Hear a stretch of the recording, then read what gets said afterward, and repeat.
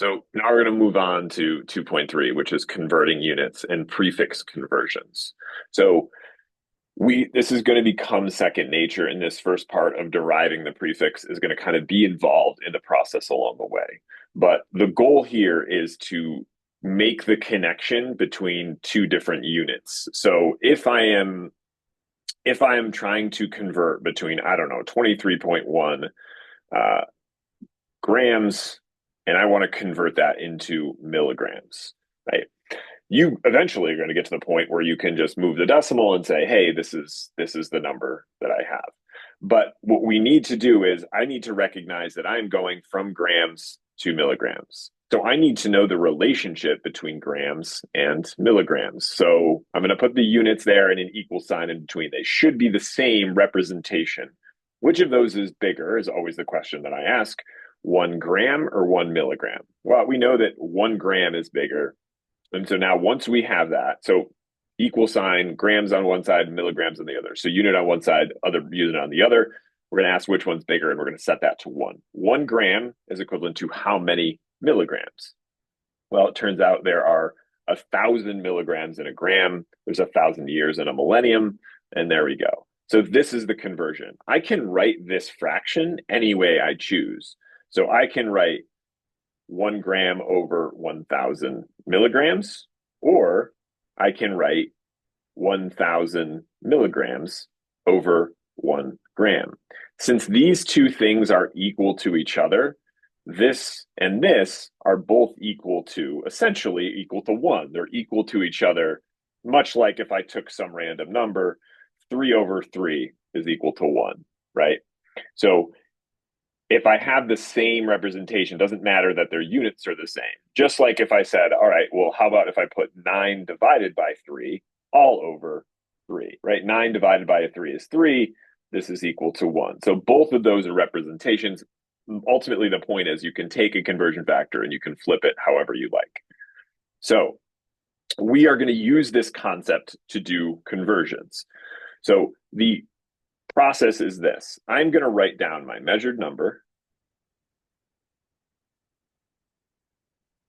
times fraction, and you're going to hear me say that a bunch. I'm going to set the units up so they're going to cancel. Unit on the bottom is going to cancel,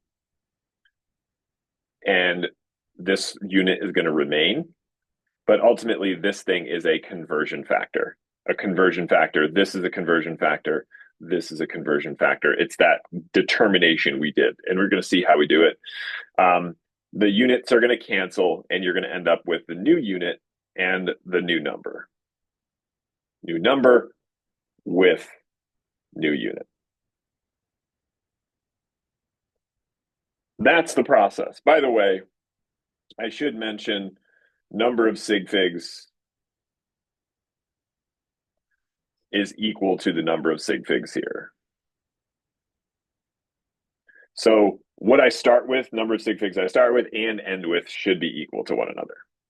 So if we take a look at these problems here, okay, we are going to solve this problem. Actually, I'll let you guys solve those. I am going to use this one. I'm going to use my example above. So here I'm trying to convert from 23.1 grams to milligrams. So 23.1 grams times fraction, and this is always how we do it, times fraction. I want my grams to cancel. And so I'm going to put grams in the bottom because I know that I want that to go away. I want milligrams to remain. And so I'm going to put that on the top.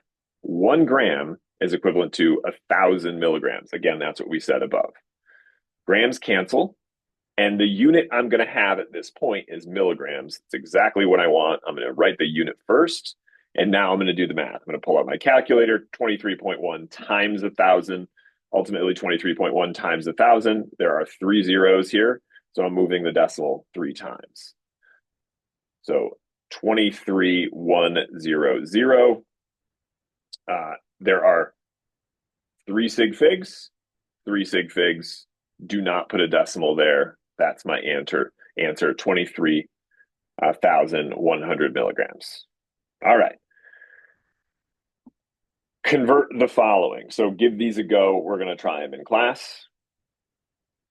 Now, let's talk about multiple conversions. So multiple conversions are going from typically what we're going to see. Multiple conversions are, okay, I'm going to start with a prefixed unit. So let's say milligrams, and I'm asking you to convert to, I don't know, let's say kilograms.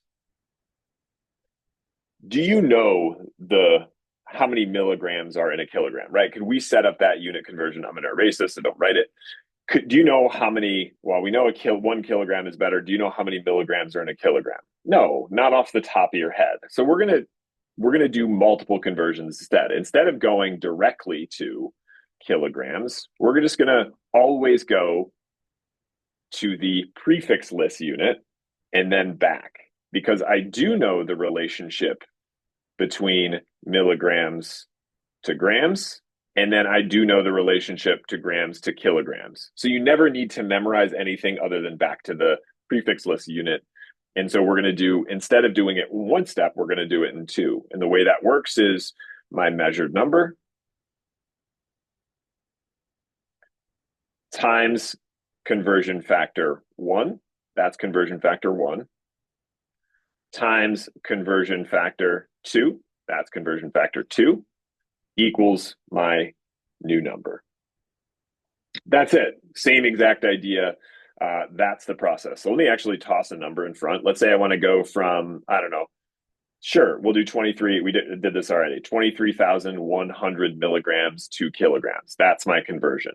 So I'm going to start with my original number, 2,300 milligrams times fraction. I want milligrams to go away, and I want to go to the prefix list unit. And we do know this conversion, right? We do know that this is 1 gram is 1,000 milligrams. At this point, if I stopped, my answer would be in grams, but that's not what I want. So I want to take it one step further, times fraction. I want grams in the bottom. I want kilograms on the top. Kilogram is bigger, so I'm going to set that to 1. And there are 1,000 grams in a kilo.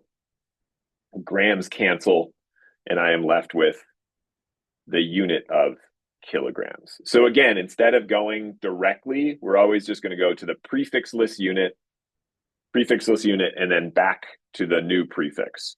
So 23,100 divided by 1,000. Again, we can move the decimal 1, 2, 3 times when we divide. 1, 2, 3, and that's there. And then again, 1, 2, 3 times, you're going to end up with 0.0231. I start with 3 sig figs. I end with 3 sig figs. You can do this in your calculator. If divide by 1,000 and then divide by 1,000 again is like moving the decimal based on the number of.